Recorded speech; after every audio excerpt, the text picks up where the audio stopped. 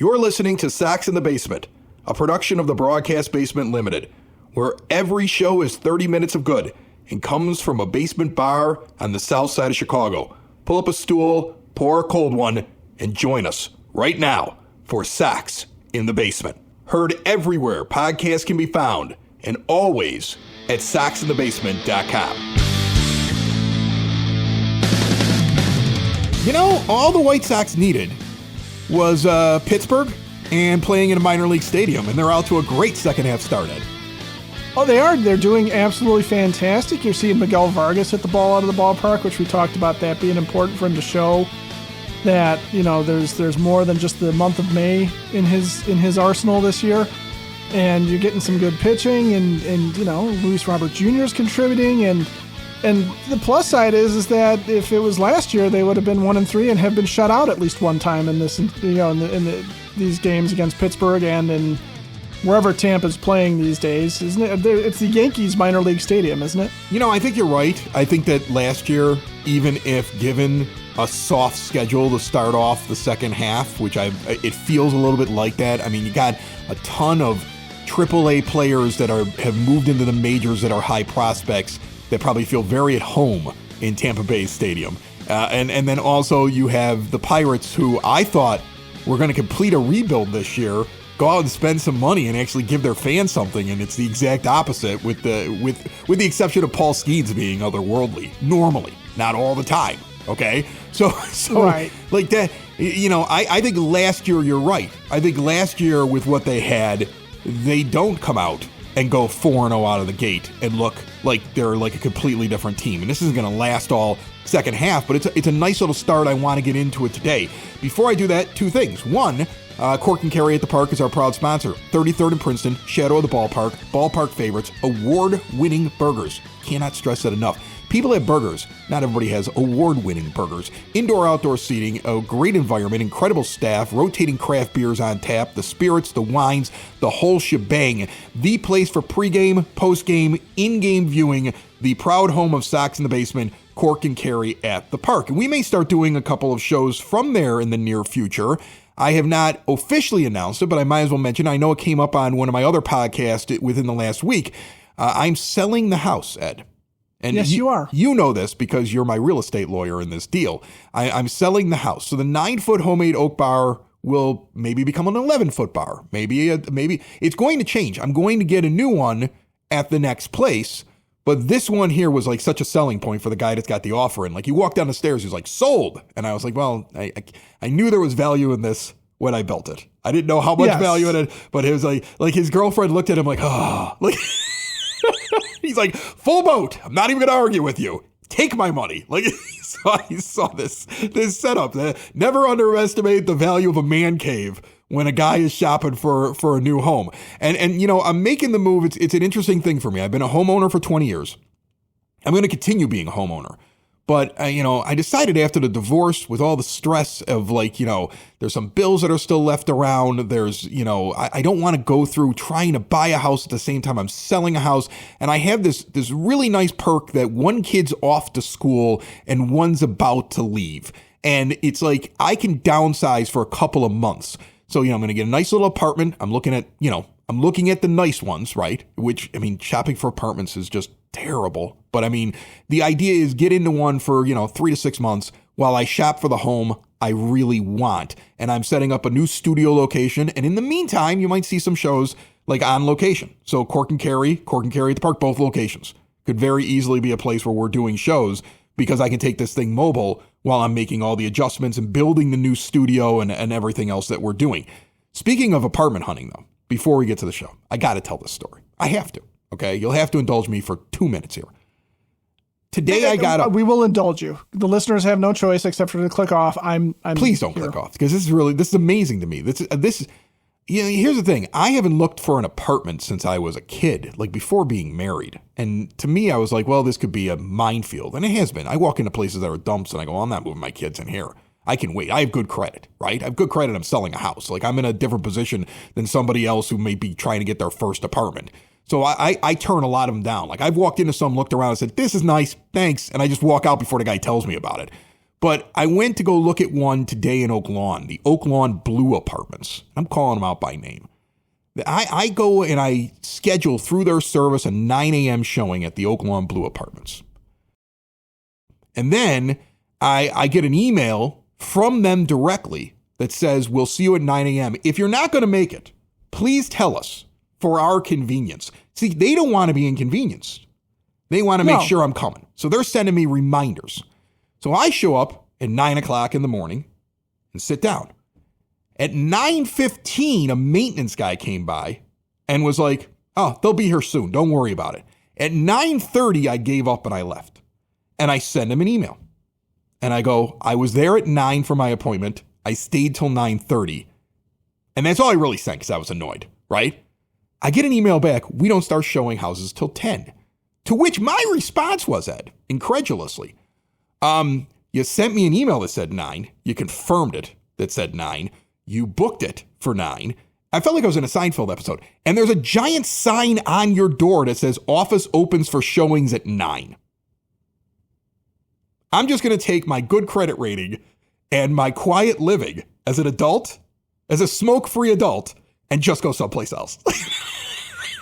Or hear me out, for spite. You can move in there. Right. Start throwing massive parties, and you don't even have to smoke, just light things on fire. Or for spite, I could just start booking appointments that they have to show up for and not show up for them. Like, well, that would inconvenience them, and they do not want to be inconvenienced, sir. They don't want to. I bet you I get angry emails. I bet you I get angry emails about inconveniencing the Oak Lawn Blue Apartments. Okay, if I go and do that. Strongly worded emails about inconveniencing you. I mean, just from the exterior, it didn't seem like my kind of place anyway. All right, let's talk about the White Sox. Luis Robert Jr. is on fire. This is exactly what you wanted. Trade him right now. I mean, just trade him right freaking now. Like, don't wait. I mean, before he hurts himself, trade him right freaking now. Like, as quickly as humanly possible, get him traded because this is what you wanted. The last couple days before the All-Star break, the first 4 games, and he's on absolute fire. And you just need this to continue. We said this. This is all the White Sox were looking for. Just get him hot, keep him healthy, trade him away, take the best offer possible. Don't wait till the last day of the trade deadline because you know he's going to pull a hamstring or break a finger or fall down a flight of stairs or spontaneously combust as he walks down the street and turn into ash before the actual deadline date. So if you get something and you're like, wow, this is better than what I could have gotten 3 weeks ago, take the deal. Yeah, now is not the time for Chris Getz to have FOMO, okay? Now is not the time for him to be worried about what could happen as the pressure mounts at the deadline. What he needs to do is he needs to jump on it before it becomes Ced Mullins is cheaper from the Baltimore Orioles than Luis Robert Jr. is, and then you're stuck with him because you couldn't pull the trigger on something.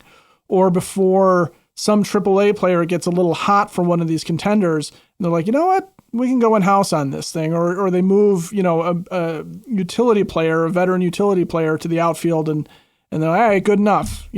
That's what you don't want. You don't want a team to sit there and say good enough. What you want is right now for a team coming out of the All-Star break that wants to compete, that thinks they're going to compete, to jump on this immediately. And at this point, the return is less important because when they were talking about trading him in the past, when we were talking about doing it in the offseason, it was help rebuild the team. Now it's help rebuild the minor leagues. That's a lower bar to set than what you needed before. You don't can't miss guys that are here and ready to go. What you need is you need some talent back. And if it means guys that you're going to have to wait on a little bit for Luis Robert Jr., that's fine. Because the other thing is that Mike Tauchman is also hot, and he might bring you something that's a little bit closer to ready. And Andrew Benintendi is also being mentioned already, right? Maybe to the Blue Jays. I mean, there's a few things that are popping around. I mean, like Benintendi, that first game. I mean, I got all the box scores up for the first 4 games after the second half because they're fascinating to me,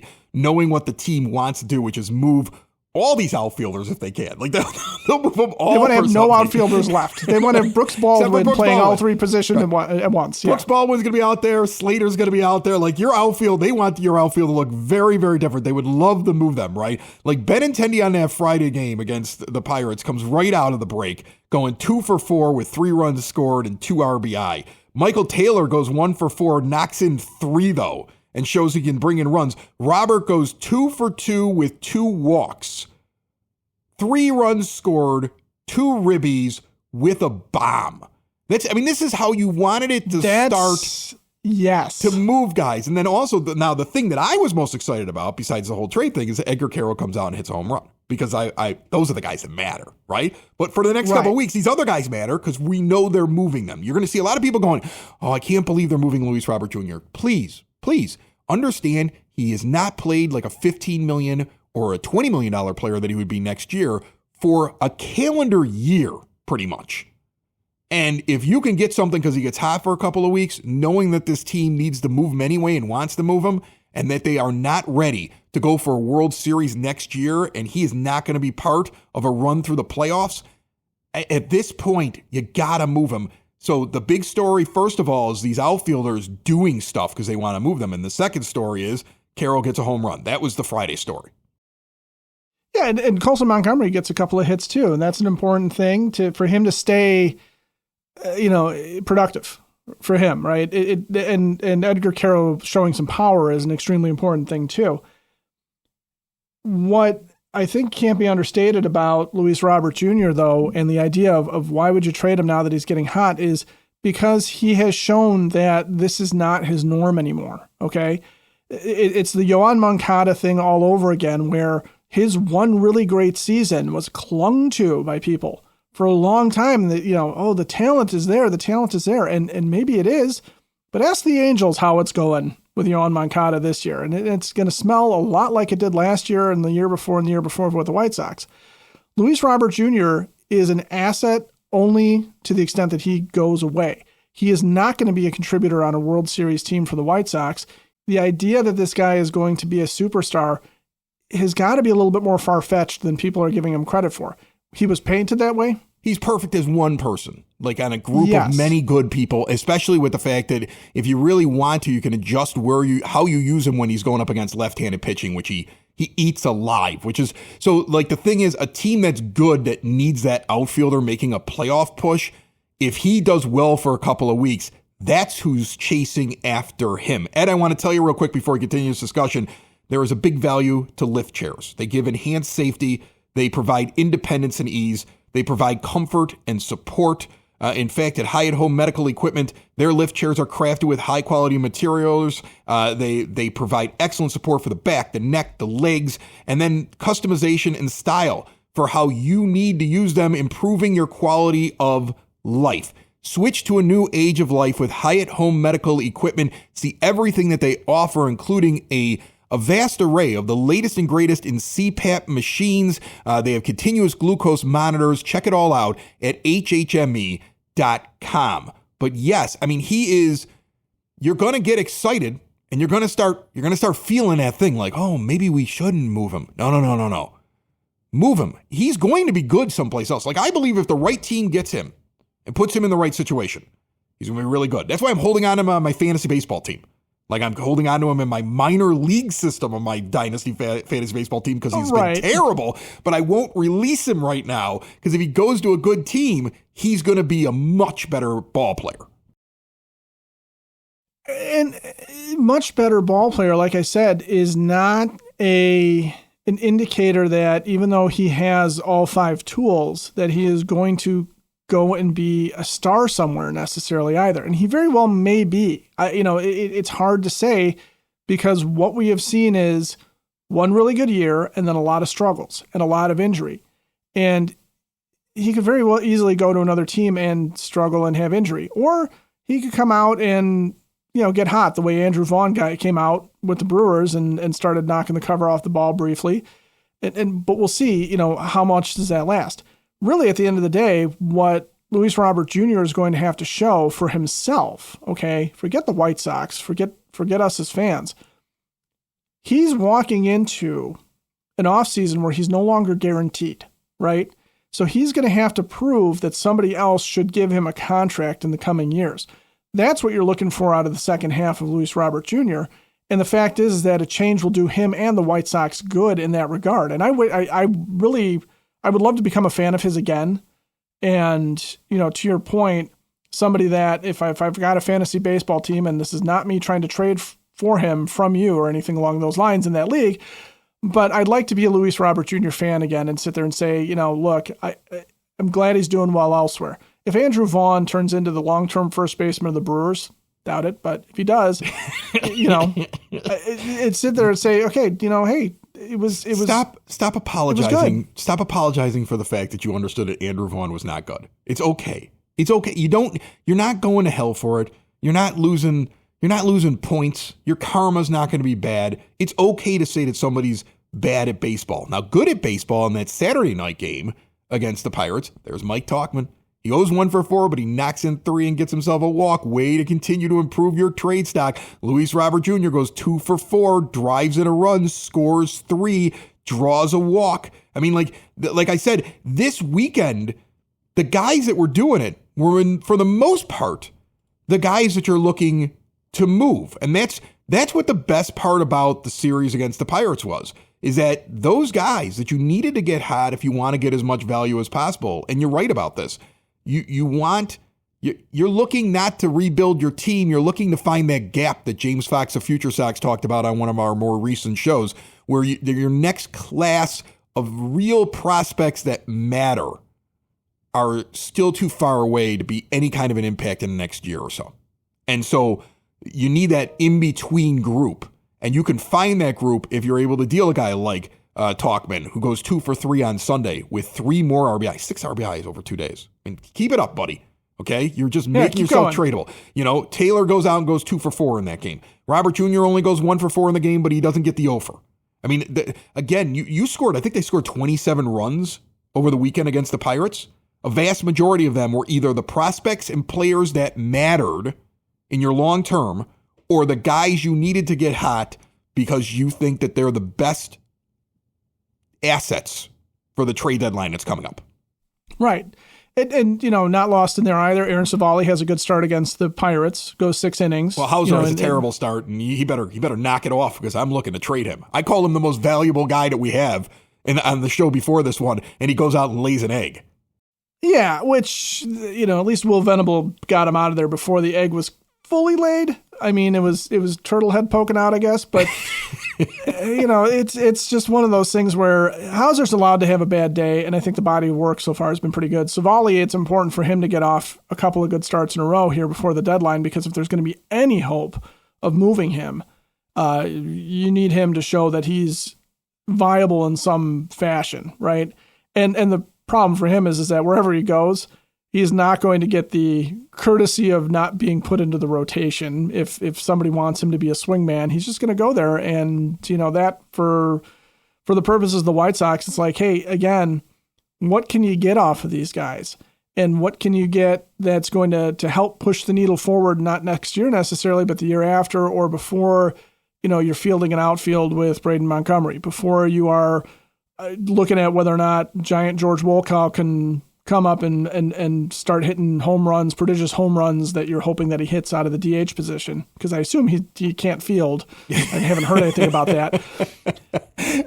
We don't know. It's still a ways away. Monday they continue when they get to the minor league ballpark that the Rays are playing in. Benintendi goes 1 for 4 with a home run. Luis Robert Jr. goes 2 for 4, knocks in 2. Chase Meidroth in that game, 4 for 5. And here's the thing. We're talking about the trade guys. Let's talk about, though, the team as a whole. I feel, and this could be my fandom, sometimes I feel like, something good happens to this team, and the fandom, as much as I know that this is probably just like a meatball fan thing. I was about to say, you start foaming the meatball skin, the marinara starts coming out of the head a little bit to cover yourself. Right, but I mean, think about the fact that it's a young team, not used to, with a lot of young prospects, not used to the day-to-day grind of the major leagues. And they get a break with the All-Star weekend. And they may have been struggling, or they may have forgotten what was working for them, and they need a reset. And I think that the hot start is in part from the fact that you go up against a Pirates team in which they should take the owner, they should tar and feather him, and they should just send him out of town naked for embarrassment. That's how bad of an owner he is. And that's how bad they've screwed up their rebuild. And, you could say getting to play them getting to hit in a AAA stadium, which is going to make the young guys just feel real comfortable. That's got to be a psychological thing. Makes you just feel real comfortable to play in that stadium. That's a great way to get things started. But I also think that the break, the reset, the taking a few days and maybe visiting with family and remembering you did make it to the major leagues. You do have talent. And I got to get back to what works here for the second half. It's a second half restart. Here I come. You could see some of these guys, at least out of the gate, going at it that way. And I think that it's going to be a really positive second half. I said this a few weeks ago. You can look at what they're projected to win. I think they end up above the projection because the projection is going to say, well, if they just keep this pace. I think their win pace picks up in the second half as guys get used to the major leagues. Even if you're trading talent away, I think your win total is actually going to pick up because the young guys got a little bit of a breath. They can look at the second half of the season, and at least out of the gate, they look like a team that's like, all right, I'm ready. Let's go out there and get it. Well, and yes, they are going to be trading talent away, but then you look at the hunger that comes with the talent that ends up inevitably replacing them, right? And not everybody's going to get traded, okay? They're not going to necessarily have the opportunity to empty it out. I mean, you've got 3, possibly 4 if you include Austin Slater, although I don't think that he's nearly where he needs to be in terms of trade value. But if you're able to trade Taylor, Tauchman, and Robert, that's going to be something, fairly amazing because not every team is going to need an outfielder. Taylor has the versatility of being a 4th outfielder. Tauchman is a guy that looks like he could contribute on a winning team. Robert is a guy that you're gambling on him coming back to some sort of stud levels. You forgot Benintendi. You forgot Benintendi too because that's a guy who could be traded as well. Yeah. And Benintendi, I partially forget that he's an outfielder because he DHs so often, but Benintendi's another guy that's in there that you sit there and you go, you're not going to be able to move all these guys. There may not be 4 or 5 contenders that need outfielders. So when we're looking at what comes up at the trade deadline, the chances are that some of those guys are still going to be here, right? Robert is the one that you want to look at because of the price tag and because of the promise and the opportunity to not walk away with nothing. If Andrew Benintendi is still here under his contract next year, that's fine, right? If Michael Taylor doesn't get moved, he's not part of the long-term plans. He's just a guy. He's a veteran presence. It's fine. If Mike Tauchman sticks around, I think he's got another option on his contract, then that's okay too, because it helps to have some of these guys around. We talked about it at the start of the year. Having some good veteran talent around you will help. But the key is going to be what happens when a guy gets replaced. When Brooks Baldwin is playing center field every day, if Luis Robert Jr. gets moved, how is Brooks Baldwin going to respond to that? And we're looking at that the same way. I think too. He's already got a homer, here. But I think he responds well, just like, you're looking at what Miguel Vargas is going to do, what the 2 catchers are going to do, right? What you need Colson Montgomery to do, what you need Chase Mydroth to do. And some of that is adjusting to the league, like you said, adjusting to the grind. Some of that is adjusting to what the league wants to do with them. And I think for Mydroth, that's going to be a huge key. For Montgomery, that comeuppance may not show up until, the end of the season when there's more of a scout on him. But for Vargas, that's going to be the name of the game is you adjusted once, the league adjusted back. Now, can you adjust again? And these guys are playing for their careers. All right. Robert Jr. is playing for another contract. These guys are also playing for, I'm here. I'm already part of the equation. Don't look to replace me with a prospect. Don't look to have me be the guy that's the odd man out or the footnote because this is the guy that came back in. Ask Corey Lee how that's going for him.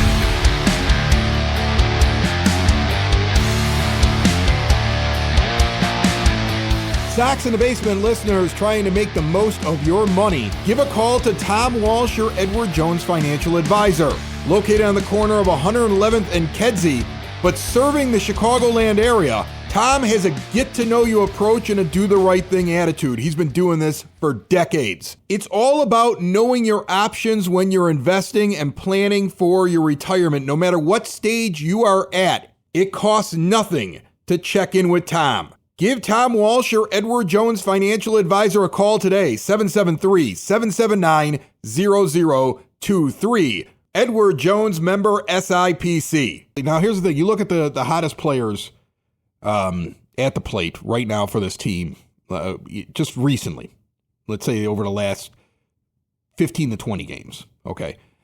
Luis Robert Jr. in 13 games, he's got a 1025 OPS, hitting 333. This is exactly what you wanted, right? Brooks Baldwin, who will stand out there in center field when Luis Robert Jr. is traded, which is going to happen. It just depends on what they're going to get value-wise for him. So the better he plays, just you would think would give you better value. He's hitting 308 with a 972 OPS.